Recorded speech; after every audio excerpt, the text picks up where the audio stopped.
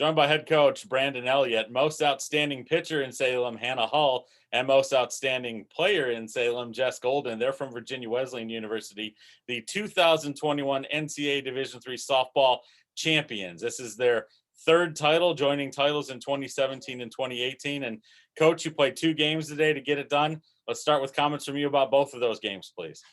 Oh, well, first of all, Wade Wilson, we've become good friends over the last few years. What a classy man he is. What he did for his seniors there towards the end was huge. His kids, his staff, they're unbelievable. And I know a lot of people say that at the end of games just because it's the right thing to do or say. But I say it, with all sincerity. He's become a friend of mine over the last couple of years. And that's a hell of a team and a hell of a program. And I think the best 2 teams in the country were here. And they took us to the if game for sure. And we were, these guys, man, they've been doing it all year, and they like to do things the hard way to see how much gray hair I have. But, we say we're proud of the kids, and I said that to them. But the main thing I told our kids was just thank you. Thank you for taking me along on this journey. Well, before we hop it up into questions, national champions, I want to hear from Jess and then Hannah. When we say you're national champions, what does that mean to you? Jess first. Well, okay, this is my first one, so yay! Very excited. Glad to be matching with my girls now. Very cool. No, it's definitely just, it doesn't get any crazier every year that we've gotten here. It feels like the first year right now, to be honest. It's a great feeling. I think that we played our hearts out, and at the end of the day, we did what we needed to do, and I'm super proud of all my girls, and it's awesome to be going out like this. Absolutely. We'll go ahead and crack it open to questions now. Right now, with just the 2 gentlemen on, let's go with 2 questions apiece, and then we'll go ahead and move over. Let me start with Scott Cash, please, from WVEC. First of all, pretty awesome. Congratulations. Love it. Thank you. So, Coach, and all 3 of you really, well, actually 2, since Jessica, this is your first. What makes this one different than the others? Oh, do you want me to start? Or? Yeah. Well, I think, for me personally, this year was a little different for me. I had some struggles that I kind of had to figure out. It wasn't as easy going, I think, as the first few have been. There was a lot of confidence issues, I think, and just some stuff that I needed to figure out. And so this one is kind of, you always are wondering, like, was it the right decision to come back, this and that. And absolutely today, this was 100% worth it. And it makes this whole year and all the stresses that have come with it 100% worth it. And, just a different point of life right now. I'm not an undergrad anymore. So I think for me, this was a big decision, and it paid off. And I think, each of them have kind of their own unique, I think about 2017 was just, I think, such a surprise. Not that we didn't believe, but it just happened, and the journey to it was just so amazing and incredible. And that's when Our Love started. I feel like 2018 was more of nailing the nail down with the hammer. It was kind of like we heard that 17 was a fluke for some reason. And so I think 18 was kind of like, let's go. In 19, we didn't win it, but 19 was full of pressure. It was full of pressure to three-peat and that kind of stuff. In this one, we say, we use the term, perseverance and adversity in sports. And I think it's all baloney. She went 0 for 3 and she's going through adversity and she persevered through that. I think it's all garbage that we say that. But what these kids did this year, and TLU's kids and anybody, what these kids have been through as 18 to 22 year olds, we took away college from them, this COVID, and we're masked and we're doing all this stuff. And, there's so much anxiety that these kids had. And I think in a normal life, they push that thing down because they have their social life to get through that. And all of that stuff has come to the surface this year. And each of these guys have battled it. And several women on our team have battled it. And it's been difficult, I think, a difficult journey as a head coach, because you don't know how to deal with that type of stuff. And I just asked them, was it all worth it? Would you do it all again to get here? And I think that's what makes 2021's, a little different. I'm not going to say more special, but definitely different and special. Is just, this is genuine adversity, what these kids have been through. And I just, I'm not as proud of them as I just say, I'm just grateful for them. Scott, your second question, if you have one. Yeah, Jessica, after the loss in the first game, what was the dynamic what was being said? What was the thoughts? What was the feeling going into that winner take all game?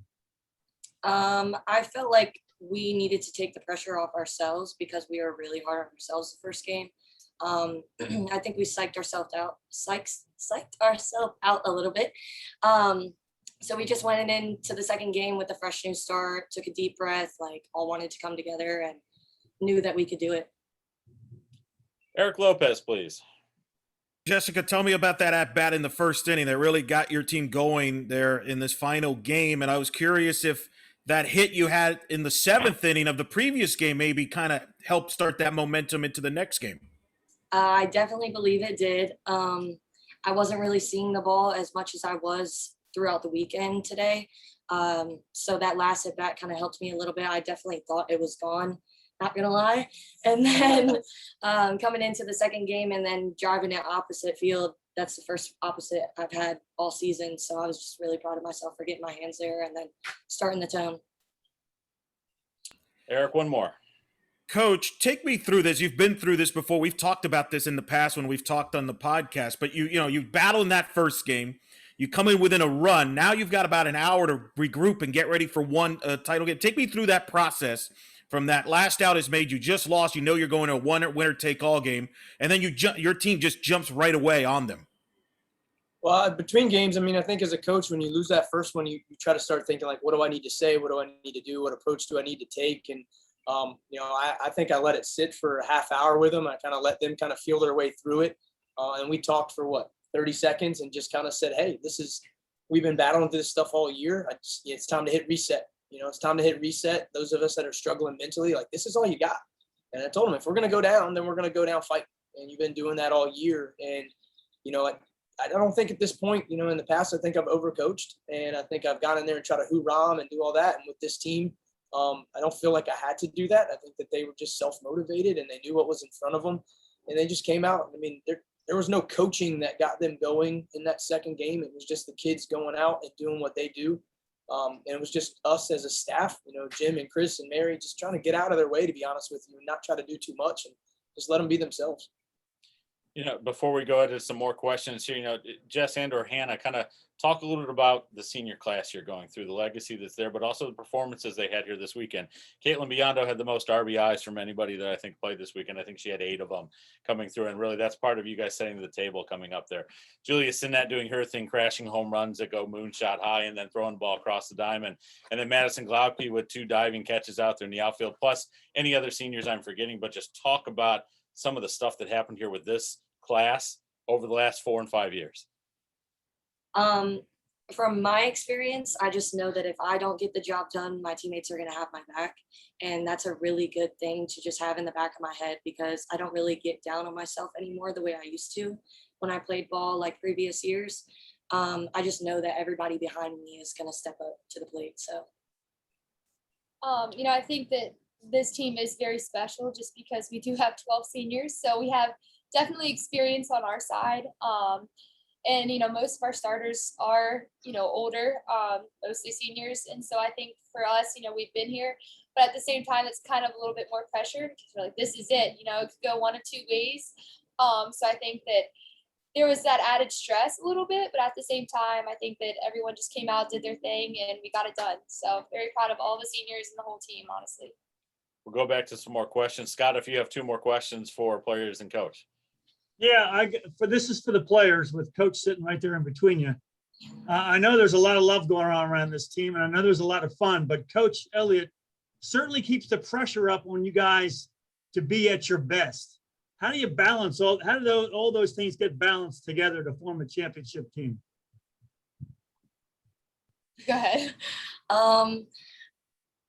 Well, I think whenever he is on our bad side, I guess you could say, we come together more as a team. That's why our bond is so strong. Of course, we love him, but Just start with that. on the days that he is a little wild up, like we come together and we handle everything together, and as a family and as sisters. I couldn't ask for any other way. Go ahead. I think that he definitely has his way with different people. I think that He kind of knows what works player to player. So I think he definitely uses that a little bit. No player is going to get the same treatment in a situation, and that's just because everyone is different. So I think he does a pretty good job with that. But yeah, what Jess said, sometimes your coach is your best friend, and other times you're like, oh my gosh. So I think that we do come together, most of the time him on our side with it, but, just having fun, and he's always going to be there to support us and get us pumped. So he's pretty cool. Man, how about that, Brandon? You got to sit there and take all that. That's pretty good. That's all right. After knowing him for 15 years, I feel like I should be asked that question as well. I've dealt with this side. Yeah. So I'm wondering, this is kind of follow up this first question with another. Are you guys coming back tonight or tomorrow? They want to come back tonight. Okay. So I'm sure you'll be happy to see everybody back home, right? Yeah, most of them are here. Oh, good. Yeah. Yes. Well, what was it like to have the support after this crazy year, having the support there in the championship game series?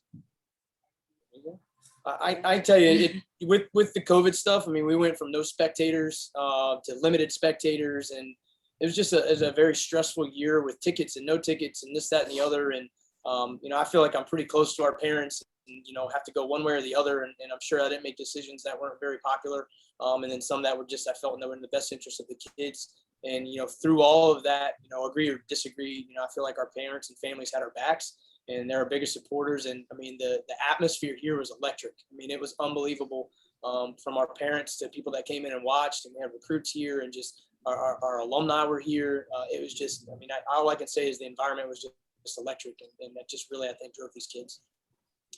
To close us up here, 2 more questions here from Eric Lopez. For Hanna, Coach Wilson says you're the greatest of all time. He's not the first coach that have said that about you. What does that mean to you when you have opposing coaches and players respect you like that, admiring your career, and really giving you the ultimate compliment, saying you're the greatest of all time without hesitation? That has to make you feel pretty good. It is absolutely an honor. That team is awesome. They have some really good freshman pitchers, and the people that I faced in my career. I mean, I remember the St. John Fisher when I was a freshman. It was like, wow, I got to see her in person, and so, I've had pitchers come up to me, and that is honestly the best thing I could ever hear, because there is so much stress. Everyone always asks me, do you even get stressed out anymore? I'm like, absolutely. It doesn't get any easier. I get super anxious, super nervous. So just to hear that from another coach is such an honor, and I really appreciate it. And then for the 3 of you, starting with you, Coach, there was a lot of eyeballs in this series, a lot of casual fans from softball fans maybe don't follow D3 on a regular basis or don't follow Virginia because they were excited about this matchup in particular with the 2 programs and the 2 coaches. What does it mean to help grow the game in D3 and be a part of that a lot of people were interested here beyond, that maybe aren't the biggest softball fans, but followed this because of what you've done and what they've done? What does that mean for all of you? I mean, to be honest with you, I said it earlier, I think, for some reason, God has had his favor on this program and on these women. And fortunately for me, put me in this position. And I just think at any time that you have an opportunity to have success and you're given kind of that platform, that it's super important to take care of the game. And, the game's bigger than all of us. And, fortunately with the Outlove and the pushing 17 and 18 and, this young woman's career and what Jess has done, social media has kind of taken that by storm, and softball is just growing so much. And for us to have that opportunity and for them to have that opportunity to have a little bit of a platform to kind of elevate it. And then what Wade's done at TLU and, the Division III softball game is growing and it's kind of taken off. I mean, I saw a lot of tweets, JMU's going to the World Series, and I saw a lot of people like, hey, let's celebrate JMU, but whoa. Check out what VW is doing over here in Virginia. And I just think that's awesome for the sport and the game and for women. I was raised by a single mom, and I've been around strong, powerful women like my wife and my mom my entire career.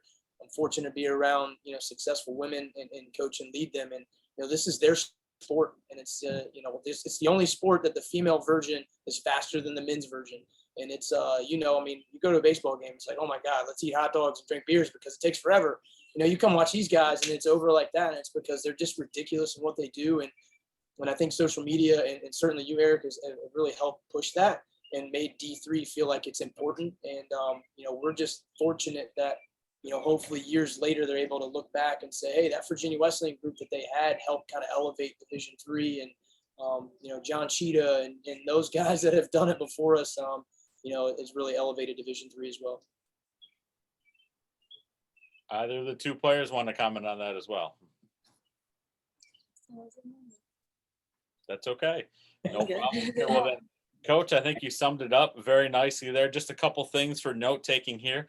Hanna Hull graduates as the all-time career wins leader in Division III history, 131 career victories. Congratulations. Thank you. And the single season stolen base leader in Division III history is Jess Goldyn. I think, what are we, 73 of 75 now? So congratulations on that as well. And then, Coach, full congratulations to you and the entire team on being the 2021 NCAA Division III softball champion. Thank you, guys. Thank you, Thank you everybody. So much.